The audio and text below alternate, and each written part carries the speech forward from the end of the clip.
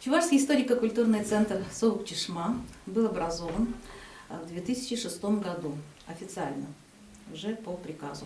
А до этого, с 1995 года, мы работали как общественная организация. Мы просто занимались тем же самым, что и сейчас занимаемся. Единственное, что у нас не было помещения. Очень много было вопросов, почему именно в Соук-Чишмах открыли. Конечно, этот вопрос так и стоит он, потому что есть в республике Мекка Чувашии, это родина Константина Васильевича Иванова, который создал такое великое произведение, как Нарспим.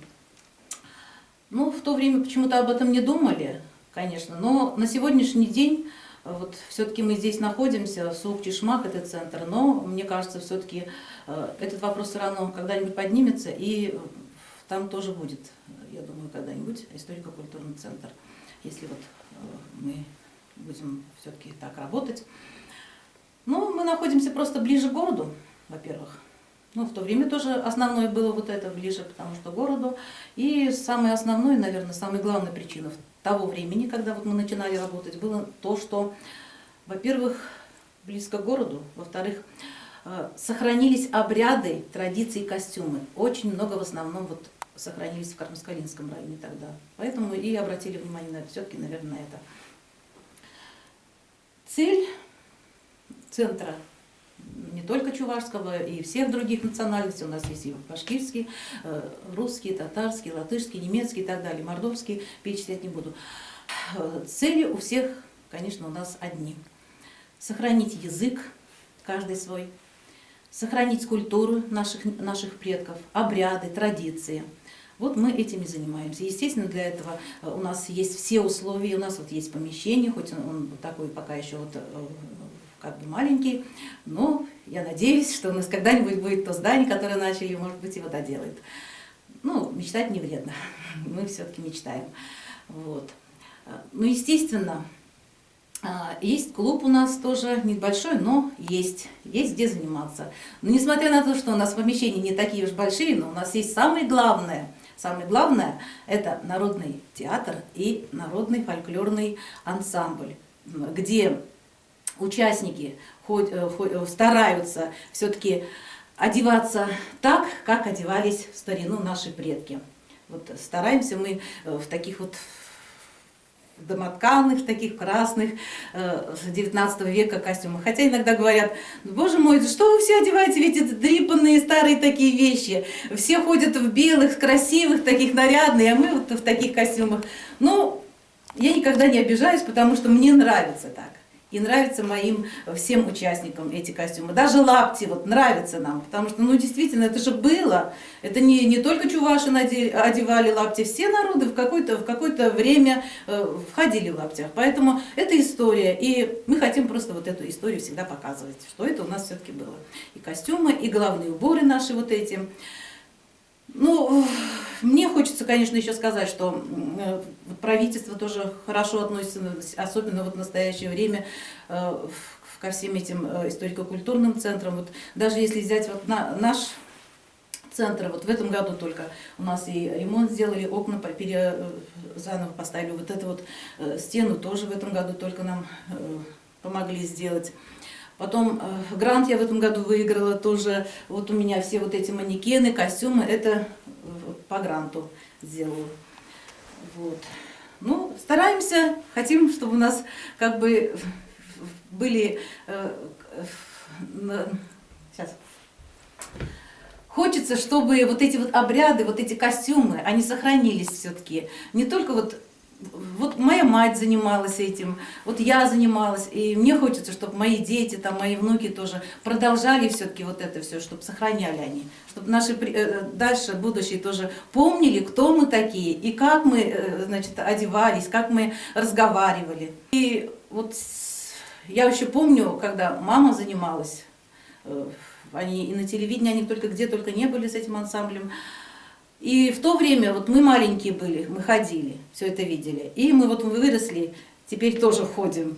Теперь наши вот у всех, у кого ходят в ансамбле пожилые более-менее, у них внуки уже тоже ходят, дети тоже ходят. То есть постепенно вот все равно они видят.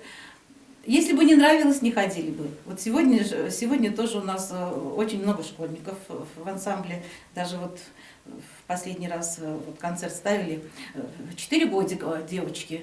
Вот на она уже будущий ходит. год, например, какие мероприятия у вас запланированы? Ну, вообще, мы каждый год проводим республиканские мероприятия, вообще-то. Мы вот в этом году проводили «Шапчыксас и голос соловья», это для молодежи, то есть конкурс чувашской эстрадной песни. Проводим также у себя вот в центре, стараемся проводить в основном все вот эти вот обрядовые праздники. А на республику уже выводим или в Стерлитамаке, вот в этом году в Стерлитамаке проводили, частенько вот у нас в райцентре в Кармаскалах проводим мероприятия тоже такого масштаба. Потом очень много раз, я бы сказала, в Бишбуляке, в Беребейском районе вот проводим тоже республиканские мероприятия, которые вот именно связаны с Домом дружбы народов. Вот. Ну, на следующий год у меня в плане, конечно, есть Агадуй, потому что уже сколько лет мы не проводили это мероприятие, это тот же Сабантуй, только чувашский. Вот. И очень хочется, конечно, еще собрать все фольклорные коллективы и провести вот на будущее. В этом году еще получится, не получится, но может через год. Все фольклорные коллективы, чтобы они собрались, вот, показали свои обряды. Вот.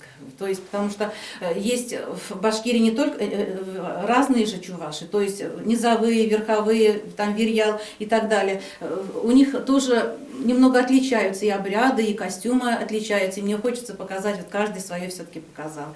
Вот такая вот мечта есть. Ты согласна Вот. с мыслью, что все-таки главное достояние любой нации – это его люди и память о предках?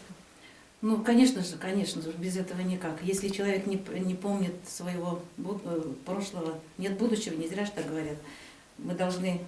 Все-таки каждый человек рождается какой-то национальности, но, конечно, бывает, там замуж вышла и так далее, но все равно, или там уехали куда-то, но все равно, наверное, свой язык надо помнить, и обряды, традиции, наверное, тоже помнить. Даже если взять, вот, раз я уж остановлюсь на этом, даже вот переселение, вот это вот наши сукчишминцы, когда переселялись, ведь у них же, они же были языческой веры все.